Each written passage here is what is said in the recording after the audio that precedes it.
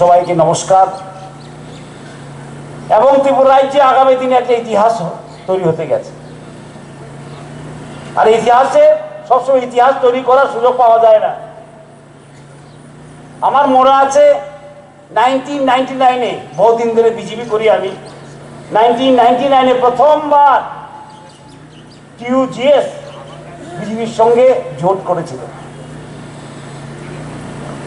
শ্যামাচরণ বাবু, নগেন্দ্র জমাতিয়া, রতিমোহন জমাতিয়া, ওরা সব মিলে আমরা একসঙ্গে মিলে লোকসভা নির্বাচন গিয়েছিলাম 1998। জগদীশ ছিল। এবং আজকে আবার দুটো আঞ্চলিক পার্টি আমাদের সঙ্গে এসেছে, আমরা একসঙ্গে মিলে নির্বাচন গাই। কারণ বিজেপি সবসময় চায় যে আঞ্চলিক পার্টিগুলো আমাদের সঙ্গে থাকুক। আমরা চাই সমস্যার সমাধান করতে। মোদিজি বলেছেন প্রবলেম না, সলিউশন লাগে। তাই আজকে আবার ইতিহাস করছি আমরা। দুইটা আঞ্চলিক দল এবং ভারতীয় জনতা পার্টি একসঙ্গে লড়বো আমরা। আরেকদিকে জোট কি? কংগ্রেস আর সিপিএম এর জোট। এই জোটটা কিসের জোট মানুষ বুঝে গেছে। অ্যাসেম্বলিতে মানুষের জোট করে সিট বাড়ানোর জন্য, ওরা জোট করে সিট কমানোর জন্য। সিপিএম ছিল 16টা 18তে, এখন হয়েছে 10টা বা 11টা, আমি জানি না। 10টা নাকি 10টা আছে এখন 16টার থেকে। আর আমরা যখন জোট করেছিলাম আইপিএফটির সঙ্গে 2018 সনে, সিপিএম কে 51 থেকে 16তে নিয়ে এসেছি। এটাকে বলে জোট। যে জোটে সিট কমে যায় এটা জোট না, এটা সুবিধাবাদী একটা ব্যবস্থাপনা। তাই মানুষ এই জোটকে ভোট দেবে না। আমি জানি, খবর পাচ্ছি আমরাও, শনি পূজা চলছে কংগ্রেসের এখানে, যেমন জামানতটা থাকে, অনেক পূজা পালি যজ্ঞ চলছে, ওদিকে জামানতটা যেমন থেকে যায়। আর সারা ভারতবর্ষে একই কথা, ভারতীয় জনতা পার্টি হারবে কি জিতবে এটার আলাপ নেই। আলাপ হলো এবং আলোচনা হলো মোদি 400 থেকে বেশি পাবে কি পাবে না, সেটা নিয়ে আলোচনা, সেটা নিয়ে আলোচনা হচ্ছে। इस बार क्या 400 पार होगा कि नहीं होगा, हारবে জিতবে প্রশ্ন ওঠে না। হার জিতের প্রশ্ন নেই ভারতবর্ষে।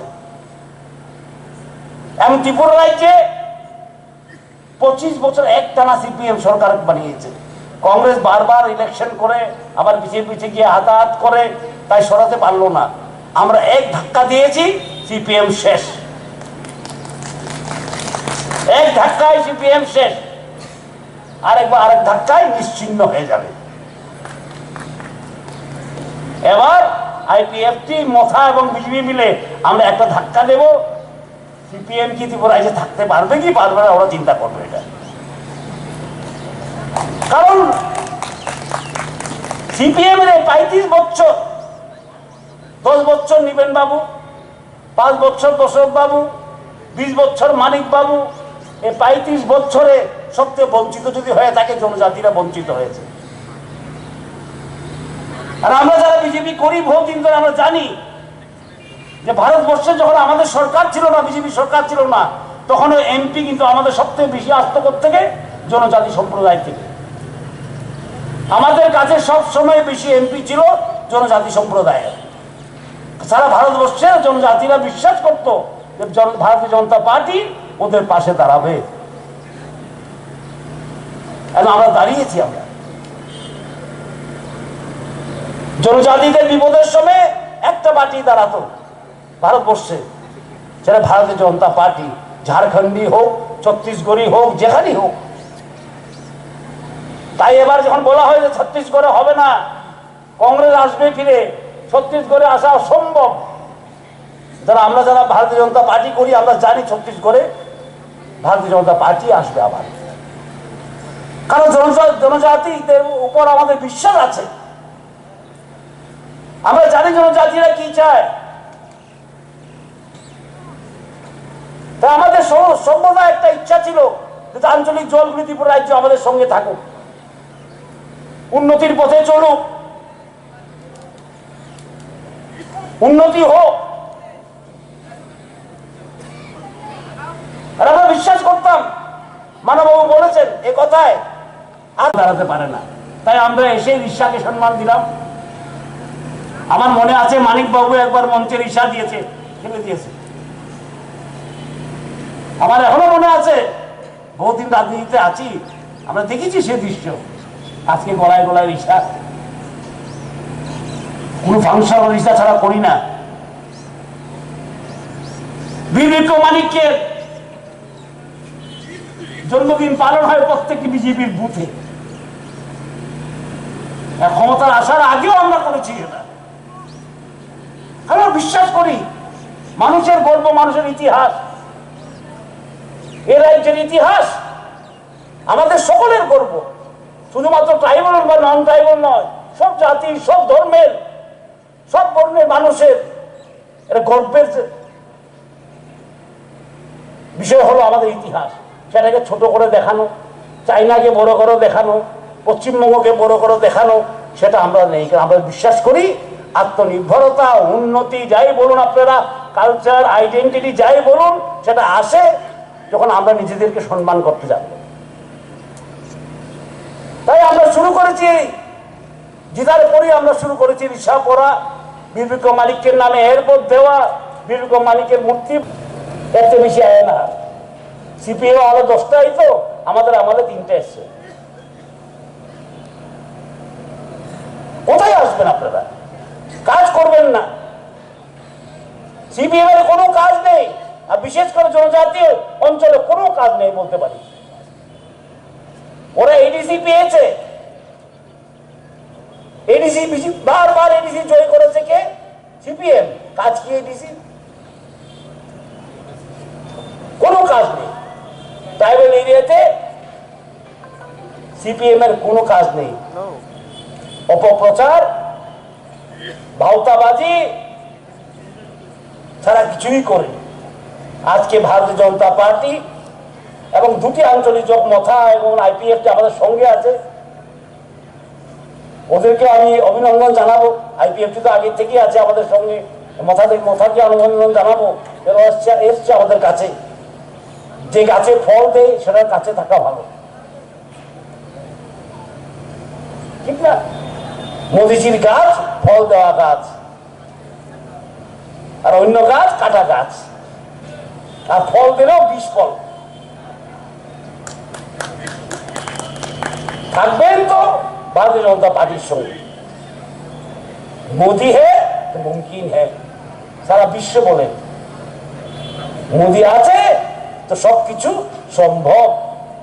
ত্রিপুরায় যে 5টি বছর বা 6টি বছরে যে হাইওয়ে হয়েছে, যে 5 লক্ষ ঘর হয়েছে প্রাইম মিনিস্টার আবাস যোজনাতে গ্রামীণে, সেটা সম্ভব একমাত্র মোদিজি ছিল বলে।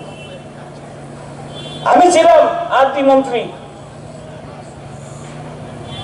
আর আরটিতে নিয়ম আছে মাটির দেওয়াল এবং টিনের ছাদ থাকলে এটা কাঁচা ঘর বিবেচনা হয় না। একমাত্র ত্রিপুরার জন্য ছাড় দেওয়া হয়েছে মোদিজি, একমাত্র ত্রিপুরার জন্য ছাড় দিয়েছেন উনি। আমি যখন আন্টি মন্ত্রী হিসাবে ওনাকে বললাম, মোদিজি আমাদের এখানে তো সব ঘরই এরকম যে মাটির দেওয়াল এবং টিনের ছাদ, কি করা? বলে আমি দেখবো। আমার মনে আছে জব্বলপুরে আমি গিয়েছিলাম ওনার সঙ্গে কথা বলার জন্য। উনি ছাড় দিয়ে দিয়েছেন ত্রিপুরার জন্য, সারা ভারতবর্ষে ছাড় নেই। স্পেশাল ফান্ড দেওয়া হয়েছে। তাই আজকে ত্রিপুরা রাজ্যে সোশ্যাল পেনশন সবচেয়ে বেশি 2000 টাকা। আর মোদি আছে বলেই সম্ভব। উনি আমাদেরকে এত দিয়েছে, আমাদের দায়িত্ব একটা আছে 19 তারিখে আমরা যেমন পশ্চিম আসাম থেকে অন্তত একটা পদ্ম ফুল পাঠাই দিল্লিতে, এবং পূর্ব আসাম থেকে আরেকটি পদ্ম ফুল পাঠায় মোদিকে। এটা আমাদের দায়িত্ব, ওনাকে বলা যে আমরা আছি আপনার সঙ্গে, আমরা আছি উন্নতিতে, আমরা আর থাকবো সম্মানে, আমরা চলবো একসঙ্গে। সেটা বলার জন্য দুটা পদ্মফুল দেওয়া খুব দরকার। আর পশ্চিম আসনের যিনি আজকে প্রার্থী, উনি আমাদের প্রাক্তন মুখ্যমন্ত্রী, ওনার প্রশাসনিক একটা অভিজ্ঞতা আছে, 4 বছর উপরে মুখ্যমন্ত্রী ছিলেন এবং উনি আবার রাজ্যসভার এমপি, সুতরাং সবাই কথা বলে অভ্যাস আছে। উনি বলবেন ত্রিপুরার কথা রাজ্যসভায়, ওনার কথা আমি শুনেছি 2-3 বার, ভালো বলেন উনি রাজ্যসভায়, ভালো বলেন উনি রাজ্যসভায়। বাজমোহন রিয়াং বাবু আজকে নেই, আমার খুব পরিচিত লোক, ওনার নাম নিতে হচ্ছে, উনি দীর্ঘদিন ধরে এমপি, কি বলেছেন আজ অব্দি জানি না। বলো, আমাদের কথা দিল্লি যা, আমরা ওইখান থেকে বলবো, দিল্লিতে বলা হবে, দেখবেন উন্নতি ডবল হবে। তখন ডবল ইঞ্জিন সরকারের শক্তি বাড়বে, আপনাদের শক্তি বাড়বে, গোলাঘাটির চেহারা অন্যরকম হয়ে যাবে। অনেক উন্নতি হয়েছে গোলাঘাটিতে, আরো উন্নতি দরকার, উন্নতির শেষ নাই, দাবির শেষ থাকে, উন্নতির শেষ থাকে না, উন্নতি চলতে থাকে, কারণ যুগ পাল্টিয়ে যায়, টেকনোলজি পাল্টিয়ে যায়। সুতরাং আমি আপনাদের কাছে আবেদন রাখবো পার্টির তরফ থেকে, এবার যেমন পদ্মফুলে অন্ত গোলাঘাটি, কারণ গোলাঘাটিতে আমি এসছি, আমার প্রথম ইলেকশন মিটিং কিন্তু এটা গোলাঘাটি শুনে আমি এসছি এই কারণে, কারণ গোলাঘাটির অদ্ভুত একটা অঙ্ক আছে, অলমোস্ট 50% বেঙ্গলি, 50% ট্রাইবাল। এখানে যেমন এই সিট থেকে যেমন কংগ্রেসের জামানত বাজেয়াপ্ত হয়, তাহলে বলতে পারবো ট্রাইবালরা ওদেরকে বাদ দিয়ে দিয়েছে, বাঙালিরা ওদেরকে বাদ দিয়ে দিয়েছে, কারণ এই সিটে বাঙালি 50%, ট্রাইবাল 50%। এটা খুব গুরুত্বপূর্ণ সিট, খুব গুরুত্বপূর্ণ সিট গোলাঘাটি। আপনার কাছে এই আবেদন রেখে আমরা আর বক্তব্য এখানে শেষ করলাম। মুখ্যমন্ত্রী আসবেন, উনি বলবেন, আমাদের সভাপতিও আছেন, বলবেন, আবার দেখা হবে। জিজ্ঞেস করেছিল আমাকে, এটা কি রকম বাবারে আপনারা মূর্তি বানাচ্ছেন? আমি বলেছি মূর্তি নয়, সেটা ত্রিপুরা রাজ্যকে সম্মান দিচ্ছি, মানুষের মনে একটা শক্তি দিচ্ছি যে আপনাদেরও ইতিহাস আছে, আপনাদেরও রাজ্য আছে, আপনারাও বলিদান দিয়েছেন রাজ্যের জন্য। এই হলো বিজেপির কাজ। আর সিপিএম কি করেছে, কংগ্রেস কি করেছে? খালি ক্ষমতার জন্য জোট করে